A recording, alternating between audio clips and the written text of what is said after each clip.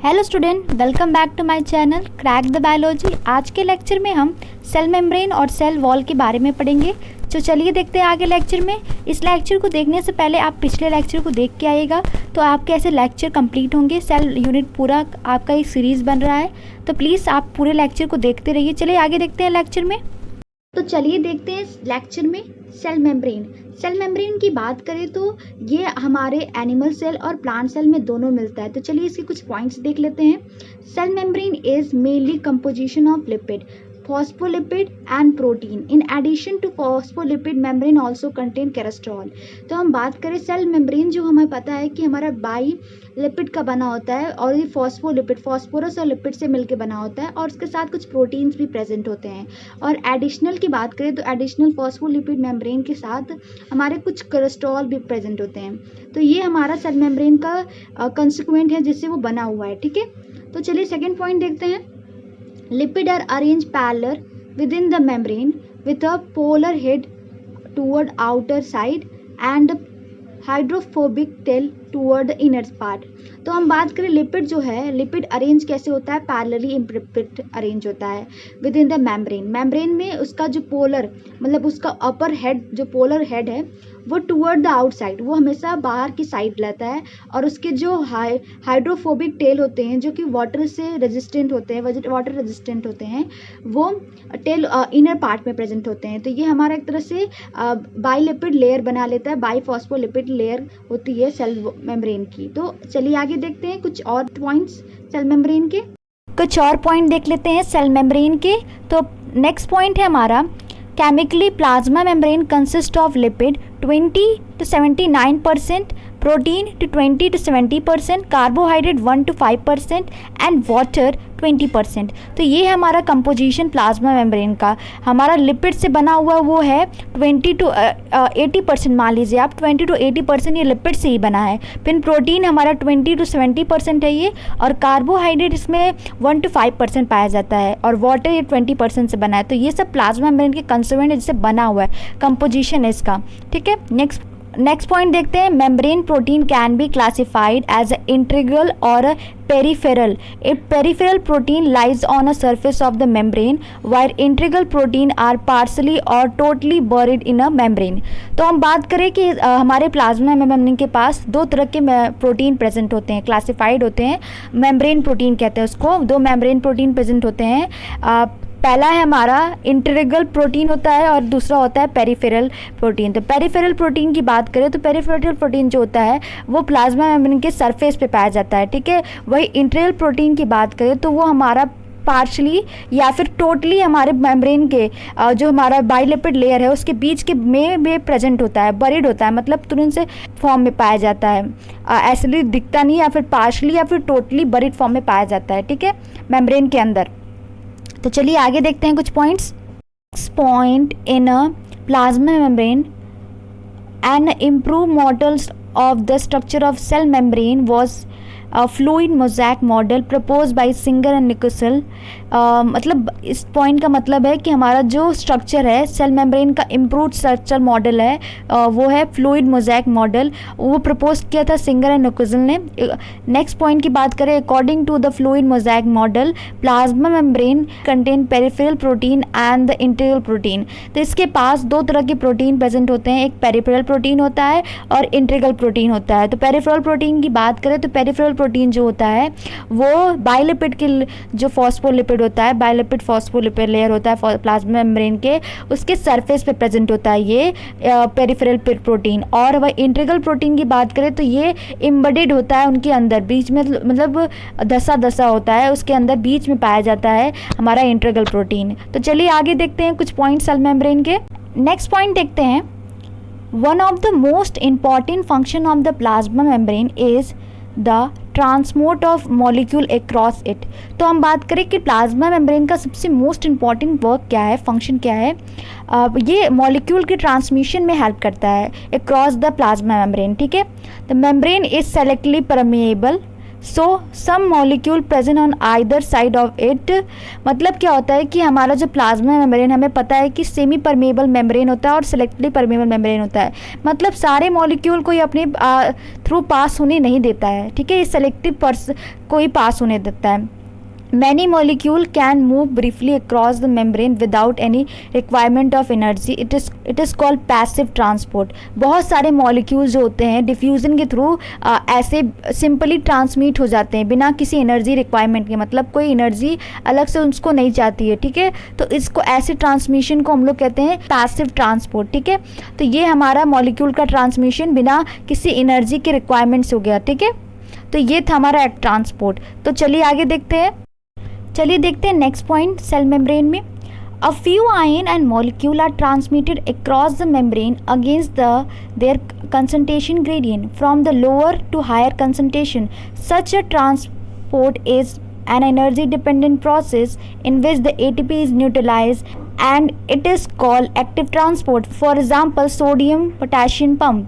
तो हम बात करें कि few ion and molecule transmit करते हैं अक्रॉस द मेम्ब्रेन, तो उनके पास अगेंस्ट द कंसंट्रेटेड ग्रेडियंट की तरह काम करते हैं। जैसे मान लीजिए हमारा कंसंट्रेशन अंदर बहुत ज़्यादा है, हाई कंसंट्रेशन है, और बाहर बहुत लो है, पर हमें बाहर से ही ट्रैवल कराकर अंदर कुछ मॉलिक्यूल को ले जाना है। तो एक तरह से जहाँ हाई कंसंट्रेशन है वहाँ हम लोग लो कंसंट्रेशन वाले को ले जाना है, ठीक है। लो कंसंट्रेशन से हमें हाई कंसंट्रेशन ले जाना, मतलब एक तरह से कंसंट्रेशन ग्रेडियंट के अगेंस्ट ले जाना है, ठीक है। तो ये इसके लिए हमें कुछ एक्सटर्नल एनर्जी की तरह ज़रूरत पड़ती है। जब हम लोग की बात करें तो एक्सटर्नल एनर्जी में हमें एटीपी मिलता है, एटीपी सिंथेसिस किया जाता है, जिसकी वजह से हमारा ये ट्रांसमिशन हो पाता है अगेंस्ट द कंसंट्रेशन ग्रेडियंट। तो ऐसे ट्रांसमिशन को हम लोग कहते हैं मेम्ब्रेन में जब ट्रांसमिशन होता है तो हम लोग उसको कहते हैं एक्टिव ट्रांसपोर्ट। और इसका एग्जाम्पल है सोडियम पोटेशियम पंप। तो हमारे प्लाज्मा मेम्ब्रेन में सोडियम पोटेशियम पंप होता है जो कि एक्टिव ट्रांसपोर्ट करता है। उनका ट्रांसमिशन ईजिली नहीं होता क्योंकि हमारे जो साइटोप्लाज्म में जो है सोडियम पोटेशियम का कंसंट्रेशन ज़्यादा है कंपैरिजन टू अंदर बाहर के कंसंट्रेशन से, ठीक है। तो इसकी वजह से हमें अगेंस्ट द कंसंट्रेशन ग्रेडियंट ले जाना होता है सोडियम पोटेशियम को अंदर, जिसकी वजह से हमें एटीपी को यूज़ करना पड़ता है एज ए एनर्जी रिक्वायरमेंट। तो इस प्रोसेस को हम लोग कहते हैं एक्टिव ट्रांसपोर्ट, ठीक है। तो चलिए आगे देखते हैं हम। चलिए हम स्ट्रक्चर देख लेते हैं प्लाज्मा मेम्ब्रेन का। ये हमारा प्लाज्मा मेम्ब्रेन का स्ट्रक्चर है। तो यहाँ हम देखते हैं कि इसके पास बाइलिपिड लेयर है। जो हमारा ऊपर का हिस्सा दिख रहा है रेड कलर का, और नीचे का जो रेड कलर का हिस्सा दिख रहा है वो हमारा लिपिड के हेड है, वो हमारे लिपिड के हेड है। और येलो वाला जो टेल टाइप का दिख रहा है वो हमारा हाइड्रोफोबिक टेल है, जो कि हमारे लिपिड का ही है। तो ये दो लिपिड का लेयर बना है, ठीक है, ये लिपिड है। ग्लाइकोप्रोटीन यहाँ प्रेजेंट है जो येलो पार्ट में दिख रहे हैं। ऊपर के जो है कार्बोहाइड्रेट है, फिर ग्लाइकोलिपिड भी प्रेजेंट है, और यहाँ पे ग्लोब्यूल प्रोटीन प्रेजेंट है। हमें पता है ग्लोब्यूल प्रेजेंट होते हैं। यहाँ पे देखिए हमने बताया था कि जो पेरिफेरल प्रोटीन होते हैं वो हमारे सरफेस में प्रेजेंट होते हैं, ठीक है। पेरिफेरल प्रोटीन यहाँ पे आपको दिख रहा होगा सरफेस पे प्रेजेंट है, पर वही हमारा इंटीग्रल प्रोटीन की बात करें तो हमारे ये एम्बेडेड होते हैं प्लाज्मा मेम्ब्रेन के अंदर। और हम बात करते हैं चैनल प्रोटीन हमारे पास होते हैं जो कि हमारे ट्रांसमिशन में हेल्प करते हैं। हमें पता है कि जो प्लाज्मा मेम्ब्रेन है हमारा सेलेक्टिवली परमेबल मेम्ब्रेन है, जिसकी वजह से इसमें हर कोई मॉलिक्यूल ट्रांसमिशन नहीं होता, जिसकी वजह से थ्रू हमारा यहाँ पे चैनल्स प्रेजेंट है प्रोटीन के ट्रांसमिशन के लिए, जैसे इसको हम लोग चैनल प्रोटीन भी कहते हैं। और ऐसे ही हमारे पास पंप भी प्रेजेंट होते हैं। यहाँ पे एक अल्फा हेलिकल प्रोटीन भी है। तो ये सारे स्ट्रक्चर हैं हमारे प्लाज्मा मेम्ब्रेन के। तो देखिए यहाँ पे हमारे बात करते हैं तो यहाँ पे कोलेस्ट्रॉल प्रोटीन प्रेजेंट है। तो ये हमारा हो गया प्लाज्मा मेम्ब्रेन का स्ट्रक्चर। आप इस स्ट्रक्चर को एक बार अच्छे से देख लीजिएगा, आपको बहुत हेल्पफुल रहेगा। चलिए आगे देखते हैं, हम आगे पढ़ते हैं। तो चलिए देखते हैं आगे सेल वॉल के बारे में पढ़ते हैं। सेल वॉल हमारा जो है प्लांट सेल में ही प्रेजेंट होता है, एनिमल सेल में सेल वॉल नहीं प्रेजेंट होता है। तो चलिए इसके फर्स्ट पॉइंट के बारे में देखते हैं। It is non living rigid protective and semi transmitted outer covering present in a plant cell fungi and some protista में प्रेजेंट होता है, ठीक है। अगर हम बात करें तो ये नॉन लिविंग होता है और रिजिड होता है, और प्रोटेक्टिव और सेमी ट्रांसपेरेंट होता है, ठीक है। और आउटर कवरिंग प्रेजेंट होता है कहाँ, प्लांट सेल में, फंगी में और सम प्रोटेस्टा में प्रेजेंट होता है, ठीक है।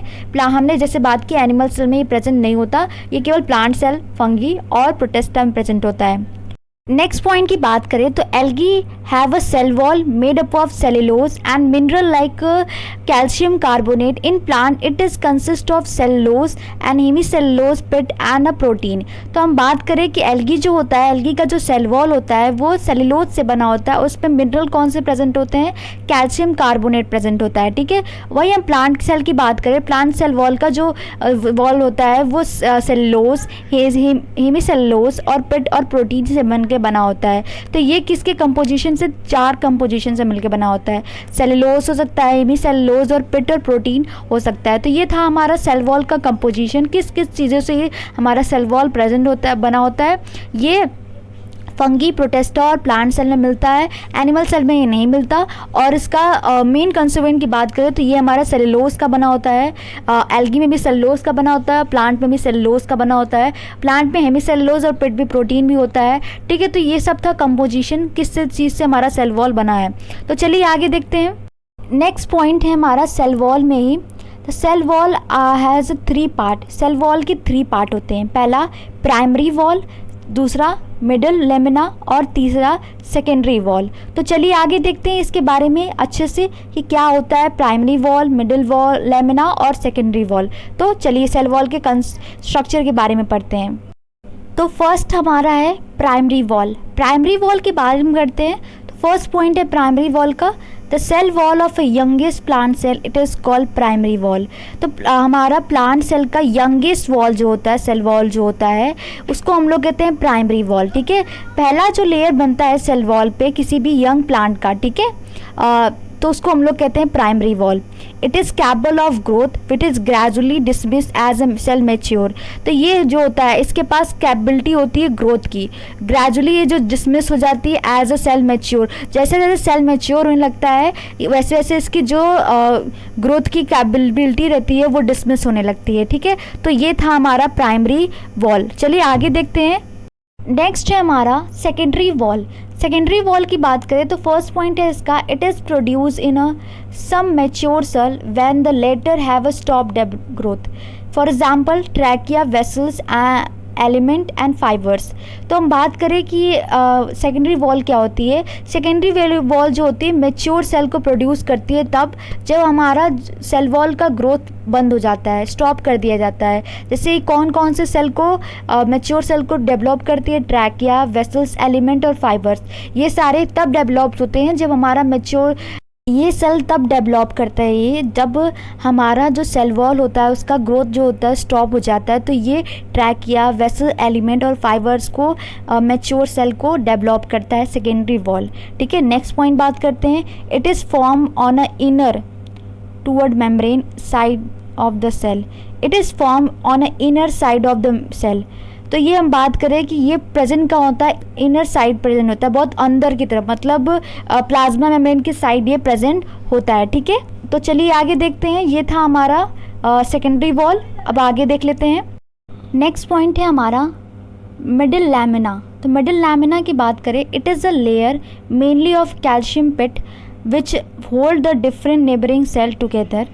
तो ये बात करते हैं कि ये मेनली क्या होता है, कैल्शियम पिट होता है। लार्जली लेयर जो होती है मेन कैल्शियम पिट होती है which hold different neighbouring cell together. तो ये क्या करता है, ये बना होता है कैल्शियम पिट का, और ये आसपास के जितने भी सेल्स होते हैं, नेबरिंग सेल्स होते हैं, उसको टाइटली होल्ड करने का काम करता है मिडिल लैमिना हमारा। ठीक है, तो ये मिडिल लैमिना का वर्क होता है, फंक्शन। नेक्स्ट पॉइंट की बात करते हैं। Cell wall and a middle lamina में be transfer by the plasmodesmata which is connected the cytoplasm of neighbouring cell. तो हम बात करें तो सेल वॉल और मिडिल लैमिना होता है वो ट्रांसफ़र करता है प्लाज्मोमेटा से, विच कनेक्ट करता है साइटोप्लाज्म और नेबरिंग सेल को। ठीक है, कनेक्टिंग सेल होता है साइटोप्लाज्म और नेबरिंग सेल का। ठीक है, तो ये था हमारा मिडिल लैमिना, और सारे पॉइंट्स आप एक बार ध्यान से देख लीजिएगा, बहुत हेल्पफुल है। आपको पूरा एक बार पढ़ना चाहिए। आप एक बार रीडिंग लगा लीजिए, बहुत इजी चैप्टर है सेल, बहुत इजी स्कोरिंग चैप्टर होता है। ठीक है, आप पूरा पढ़ लीजिएगा। चलिए आगे देखते हैं। हम